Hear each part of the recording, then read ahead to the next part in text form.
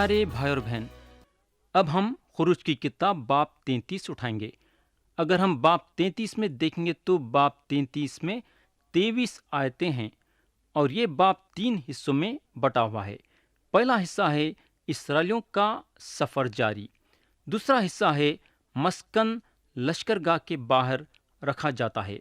और तीसरा और आखिरी हिस्सा है मूसा की दुआ और खुदा का जवाब। तो अब हम उठाएंगे पहला हिस्सा और वो है इसराइलियों का सफर। आयत 1 और 2 पढ़ेंगे। लिखा हुआ है, और खुदावन ने मूसा से कहा कि उन लोगों को अपने साथ लेकर जिनको तू मुल्क के मिस्र से निकाल कर लाया, यहाँ से उस मुल्क की तरफ रवाना हो जिसके बारे में अब्राहम और इसहाक और याकूब से मैंने कसम खाकर कहा था कि इससे मैं तेरी नस्ल को दूंगा। और मैं तेरे आगे आगे एक फरिश्ते को भेजूंगा, और मैं कननियों और अमरियों और हित्तियों और फरिजियों और हवियों और यबूसियों को निकाल दूंगा। प्यारे भाई बहन, यहाँ अगर हम देखेंगे तो हमको मालूम होगा कि खुदा जो है इब्राहिम और इसहाक और याकूब को नहीं भूला। उनसे जो वादा था वो वादा मूसा पे जाहिर करा और बताया कि मैं इब्राहिम और इसहाक और याकूब से कसम खा चुका हूं कि मैं तुम लोगों को ये ज़मीन दूंगा। प्यारे भाई बहन, मैं यकीन करता हूं कि खुदा जो हमसे वादा करा है, हम वो वादे को जल्दी भूल जाते हैं, मगर हमारा खुदा कभी भी नहीं भूलता, उन्हें हमेशा याद करते रहता है।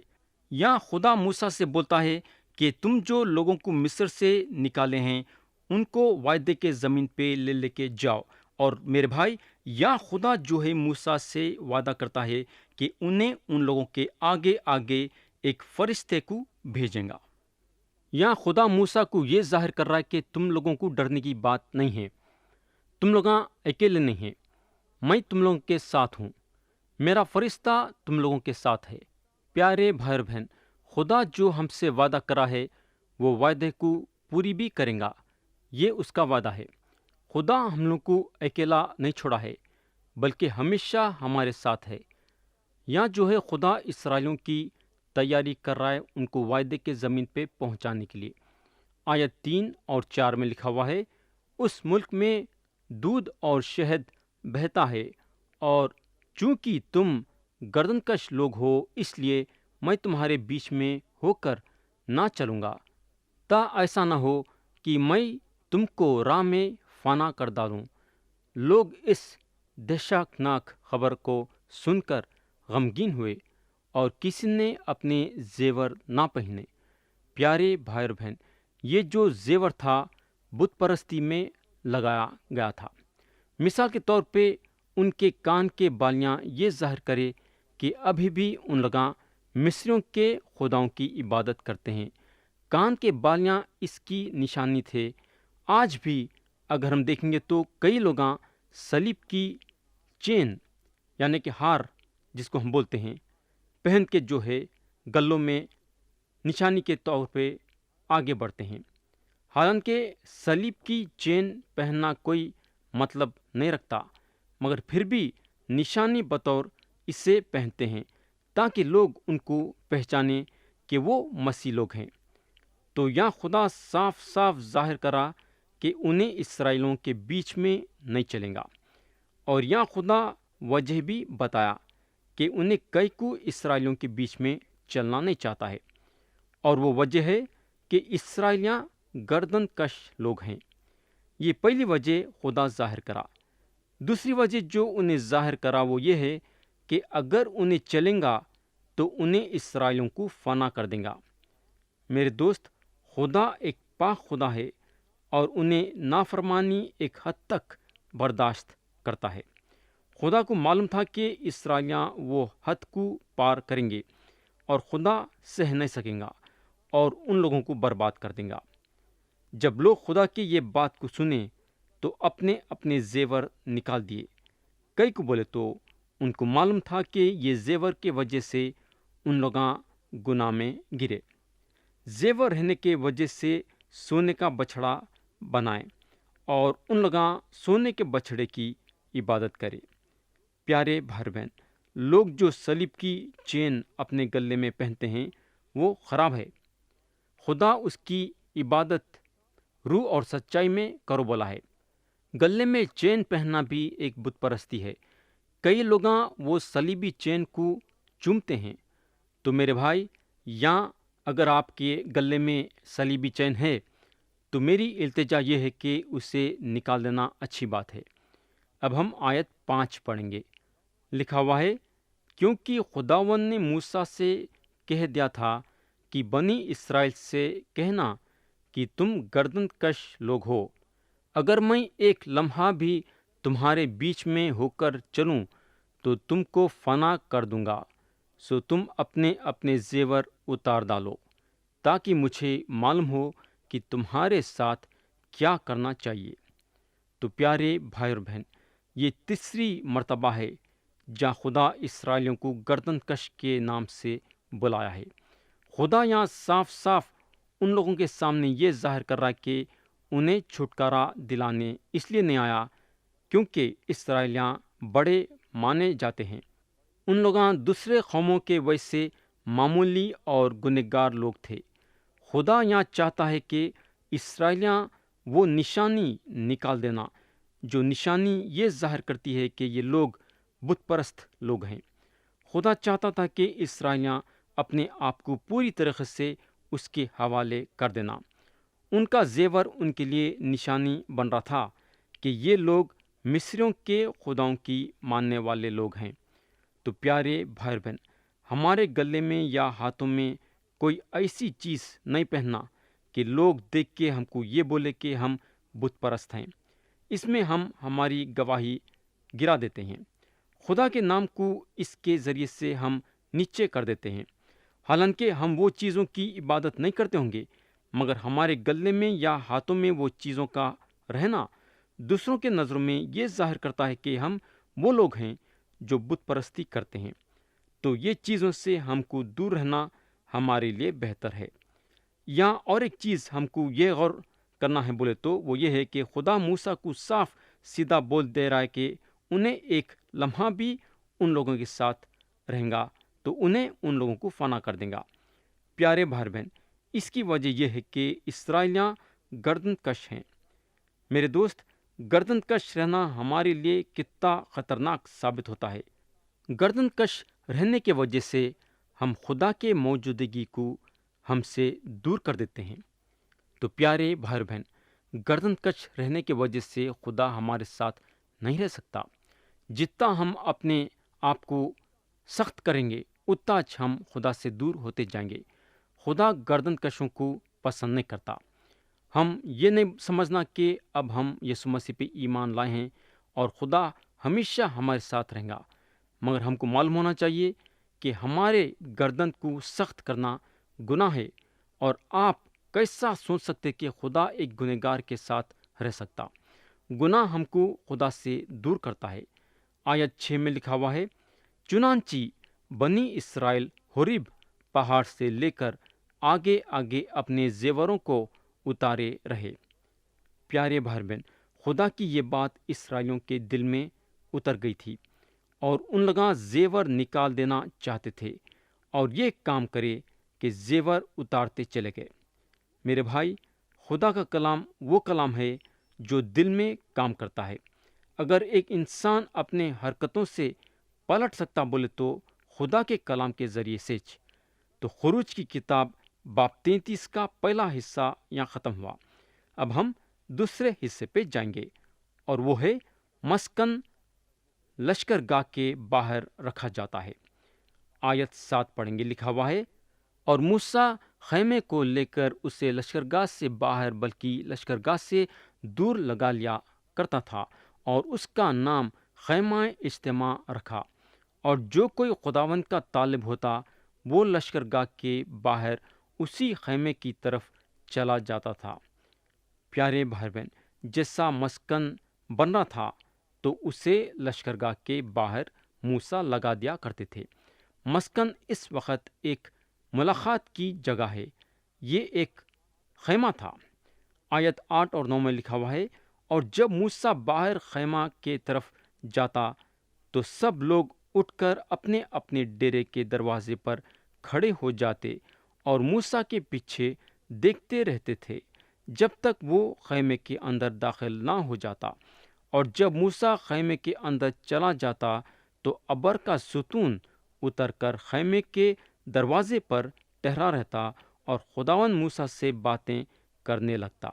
پیارے بھائی بہن، اتنا سب ہو گیا تھا، موسیٰ کو برا بھلا بول کے بھی اسرائیلیاں موسیٰ کی عزت تو ضرور کرتے تھے۔ جب موسیٰ خیمے کے طرف جاتے تھے تو ان کو یہ پتا تھا کہ موسیٰ خدا سے ملاقات کرنے جا رہے ہیں، موسیٰ خدا سے بات چیت کرنے جا رہے ہیں۔ اسرائیلیوں کو یہ بات کی خبر تھی اور ان لوگاں اٹھ کے اپنے اپنے ڈیروں کے پاس دیکھ لیتے ہوئے کھڑ جاتے تھے۔ اب سوال یہ پیدا ہوتا ہے کہ کیا کوئی خدا کو دیکھا ہے کیا؟ انسان کے دل میں سے ایک خواہش ضرور پیدا ہوتی ہے کہ انہیں خدا کو دیکھنا، مگر کیا ایک انسان خدا کو دیکھ سکتا کیا؟ یا خدا کو دیکھا ہے کیا؟ اگر ہم یوحنا کی انجیل باب 1 اور اس کی آیت 18 پڑھیں گے تو لکھا ہوا ہے، خدا کو کسی نے کبھی نہیں دیکھا۔ تو میرے بھائی، کوئی بھی کسی بھی وقت خدا کو نہیں دیکھا ہے، مگر تھوڑی دیر کے لیے ہم یوحنا کی انجیل باب 14 اور اس کی آیت 9 پڑھ کے دیکھیں گے کہ کیا لکھا ہوا ہے۔ یسوع نے اس سے کہا، اے فلپس، میں اتنی مدت سے تمہارے ساتھ ہوں، کیا تو مجھے نہیں جانتا؟ جس نے مجھے دیکھا اس نے باپ کو دیکھا، تو کیوں کر کہتا ہے کہ باپ کو ہمیں دکھا؟ تو پیارے بھائی بہن، فلپس جو مسیح کے شاگرد تھے خدا کو دیکھنا چاہتے تھے۔ ان کی آرزو تھی کہ خدا کو دیکھے، اور مسیح ان کے سامنے یہ بات ظاہر کرتے ہیں کہ جس نے مجھے دیکھا اس نے باپ کو دیکھا۔ تو پیارے دوست، یسوع مسیح خدا کی مکشفہ ہیں جو جسم میں یہ دنیا میں آئے، اور یسوع مسیح کا نام پرانا عہد نامہ میں خدا کا فرشتہ بول کے تھا۔ تو وہ خدا کا فرشتہ تھا جو موسیٰ سے بات کرا۔ آیت 11 کے پہلے حصے میں لکھا ہوا ہے، اور جیسے کوئی شخص اپنے دوست سے بات کرتا ہے ویسے ہی خداوند روبرو ہو کر موسیٰ سے باتیں کرتا تھا۔ یہاں اگر ہم غور کریں گے تو کلام بتاتا ہے کہ موسیٰ خدا سے روبرو بات کرے، بات ضرور کرے، مگر خدا کو دیکھے نہیں۔ اور آیت 11 کے دوسرے حصے میں لکھا ہوا ہے، اور موسیٰ لشکرگاہ کو لوٹ آتا تھا، پر اس کا خادم یشوع جو نون کا بیٹا اور جوان آدمی تھا خیمے سے باہر نہیں نکلتا تھا۔ تو یہاں دیکھیں گے تو یشوع کا ذکر دوبارہ ہو رہا ہے۔ یشوع وہ آدمی ہیں جن کو خدا تیار کر رہا ہے تاکہ موسیٰ مرنے کے بعد ان کا استعمال کرے۔ ویسا میں نہیں سمجھتا ہوں کہ اس وقت کوئی یشوع کے بارے میں یہ سمجھے ہوں گے کہ آگے چل کے انہوں اسرائیلیوں کو آگے لے کے بڑھیں گے۔ ان لوگ اس وقت نہیں سمجھے کہ خدا یشوع کی تیاری کر رہا ہے موسیٰ مرنے کے بعد یشوع کو موسیٰ کے جگہ پہ لانے کے لیے۔ مگر جب ہم یشوع کے کتاب پہ آئیں گے تو ہم دیکھیں گے کہ انہوں خدا کے طرف سے چنے جاتے ہیں اسرائیلیوں کو وعدے کے زمین پہ آگے لے کے بڑھنے کے لیے۔ تو یہاں ختم ہوا باب 33 کا دوسرا حصہ۔ اب ہم تیسرے حصے اور آخری حصے پہ جائیں گے، اور وہ ہے موسیٰ کی دعا اور خدا کا جواب۔ ہم پڑھیں گے آیت 12 اور 13۔ لکھا ہوا ہے، اور موسیٰ نے خداوند سے کہا، دیکھ تو مجھ سے کہتا ہے کہ ان لوگوں کو لے چل، پر مجھے یہ نہیں بتایا کہ تو کس کو میرے پاس بھیجے گا، حالانکہ تو نے یہ بھی کہا ہے، میں تجھ کو بانام جانتا ہوں اور تجھ پر میرے کرم کی نظر ہے، تو مجھ کو اپنی راہ بتا جس سے میں تجھے پہچان لوں، تاکہ مجھ پر تیرے کرم کی نظر رہے، اور یہ خیال رکھ کہ یہ قوم تیری ہی امت ہے۔ تو یہاں جو ہے موسیٰ وچ پوچھ رہے تھے جو پولس رسول فلپیوں کے تیسرے باب اور آیت 10 میں پوچھ رہے تھے کہ میں یسوع مسیح کو جاننا چاہتا ہوں۔ اور یوحنا کی انجیل باب 14 اور آیت 8 میں فلپس کا یہ مطلب تھا جب انہوں مسیح کو بولنے کو لگے کہ ہمیں باپ کو دکھا، یہ ہمارے لیے کافی ہے۔ میں یقین کرتا ہوں کہ ہر ایک ایماندار خدا کا فرزند یہ چاہتا ہے کہ انہیں خدا کو جاننا۔ آیت 14 اور 15 پڑھیں گے، لکھا ہوا ہے، تب اس نے کہا، میں ساتھ چلوں گا اور تجھے آرام دوں گا۔ موسیٰ نے کہا، اگر تو ساتھ نہ چلے تو ہم کو یہاں سے آگے نہ لے جا۔ تو پیارے بھائی بہن، موسیٰ یہ بات جانتے تھے کہ ان کو خدا کی پاک موجودگی کی ضرورت ہے۔ انہوں چاہتے تھے کہ خدا ہمیشہ ان کے ساتھ رہنا۔ انہوں جانتے تھے کہ اگر انہوں بغیر خدا کی موجودگی کے آگے بڑھیں گے تو وعدے کے زمین پہ نہیں پہنچ سکیں گے۔ انہوں جانتے تھے کہ اگر خدا ان کے ساتھ نہیں رہے گا تو ان کا سفر ناکامیاب ہوگا۔ آیت 16 میں لکھا ہوا ہے، کیونکہ یہ کیوں کر معلوم ہوگا کہ مجھ پر اور تیرے لوگوں پر تیرے کرم کی نظر ہے۔ کیا اسی تاریخ سے نہیں کہ تو ہمارے ساتھ ساتھ چلے، تاکہ میں اور تیرے لوگ روئے زمین کی سب قوموں سے نرالے ٹھہرے۔ پیارے بھائی بہن، یہ جاننا ضروری ہے کہ خدا اسرائیلیوں کو خاص لوگ ٹھہرایا، اور خاص ٹھہرانے کی خاص وجہ تھی۔ آج کلیسیا بھی جو ہے خاص لوگ ہیں۔ اس کا مطلب یہ ہے کہ ہم خدا کے لوگ رہنا چاہیے، خدا کے قدموں کے ساتھ چلنا چاہیے، خدا کے نیک ہدایت کے ساتھ آگے بڑھنا چاہیے۔ آیت 17 میں لکھا ہوا ہے، خداوند نے موسیٰ سے کہا، میں یہ کام بھی جس کا تو نے ذکر کیا ہے کروں گا، کیونکہ تجھ پر میرے کرم کی نظر ہے اور میں تجھ کو بانام پہچانتا ہوں۔ تو یہاں اگر ہم دیکھیں گے تو ہم کو معلوم ہوگا کہ موسیٰ خدا کے قریب ہوتے جا رہے ہیں۔ آیت 18 میں لکھا ہوا ہے، تب وہ بول اٹھا کہ میں تیری منت کرتا ہوں، مجھے اپنا جلال دکھا دے۔ تو یہاں موسیٰ واقعی میں خدا کو دیکھنے کی خواہش کرے، مگر ہم کو معلوم ہونا چاہیے کہ موسیٰ خدا کو روبرو نہیں دیکھ سکے۔ آیت 19 میں لکھا ہوا ہے، اس نے کہا، میں اپنی ساری نیکی تیرے سامنے ظاہر کروں گا اور تیرے ہی سامنے خداوند کے نام کا اعلان کروں گا، اور میں جس پر مہربان ہونا چاہوں مہربان ہوں گا، اور جس پر رحم کرنا چاہوں رحم کروں گا۔ پیارے بھائی بہن، پولس رسول یہ آیت کا رومیو کا خط باب 9 اور آیت 15 میں استعمال کرتے ہیں، جب انہوں یہ بولتے ہیں کہ کیونکہ وہ موسیٰ سے کہتا ہے کہ جس پر رحم کرنا منظور ہے اس پر رحم کروں گا، اور جس پر ترس کھانا منظور ہے اس پر ترس کھاؤں گا۔ خروج کی کتاب باب 33 اور آیت 20 میں لکھا ہوا ہے، اور یہ بھی کہا، تو میرا چہرہ نہیں دیکھ سکتا، کیونکہ انسان مجھے دیکھ کر زندہ نہیں رہے گا۔ پیارے دوست، تھوڑی دیر کے لیے آپ سوچو کہ کیا ایک انسان جو گنہگار ہے خدا کو جو کہ پاک خدا ہے روبرو دیکھ سکتا کیا؟ یہ ناممکن کی بات ہے۔ انسان خدا کو دیکھ نہیں سکتا۔ موسیٰ خواہش تو ضرور کرے خدا کو دیکھنے کے لیے، مگر یہاں خدا ان کو صاف صاف بتا دیا کہ میرا چہرہ نہیں دیکھ سکتا، کیونکہ انسان مجھے دیکھ کر زندہ نہیں رہے گا۔ مگر خدا کو موسیٰ دیکھنا چاہتے تھے۔ کئی کو بولے تو ان کا لگاؤ خدا سے ہو گیا تھا، انہوں خدا کے بالکل قریب ہو گئے تھے۔ اب ہم آیت 21 سے 23 پڑھیں گے، جو کہ یہ باب کے آخری آیتیں ہیں۔ لکھا ہوا ہے، پھر خداوند نے کہا، دیکھ میرے قریب ہی ایک جگہ ہے، سو تو اس چٹان پر کھڑا ہو، اور جب تک میرا جلال گزرتا رہے گا میں تجھے اس چٹان کے شگف میں رکھوں گا، اور جب تک میں نکل نہ جاؤں تجھے اپنے ہاتھ سے ڈھکے رہوں گا۔ اس کے بعد میں اپنا ہاتھ اٹھا لوں گا اور تو میرا پیچھا دیکھے گا، لیکن میرا چہرہ دکھائی نہیں دے گا۔ یہ آیت جو ہے خدا کے جلال کے بارے میں بات کرتی ہے۔ یسوع مسیح بولنے کو لگے کہ جب انہوں دوبارہ آئیں گے تو ابن آدم کی نشانی آسمان میں رہیں گی۔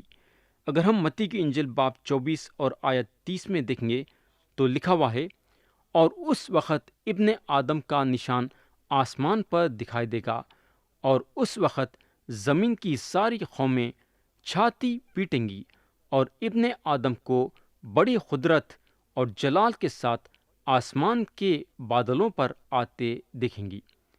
میں سمجھتا ہوں کہ یہ وہ نشان ہے جہاں خروج کی کتاب باب 33 اور آیت 21 سے 23 میں بتایا گیا ہے۔ میرے بھائی، جب یسوع مسیح جسم میں آئے تو جلال نہیں تھا۔ انہوں انسان کا بھیس لے لیے اور اپنے جلال کو بازو رکھ دیے، مگر جلال بازو رکھنے کے باوجود انہوں خدا تھے۔ انہوں یہ مرتبے کو اپنے سے الگ نہیں کرے، اس لیے انہوں بول سکے کہ جو میرے کو دیکھا ہے وہ باپ کو دیکھا ہے۔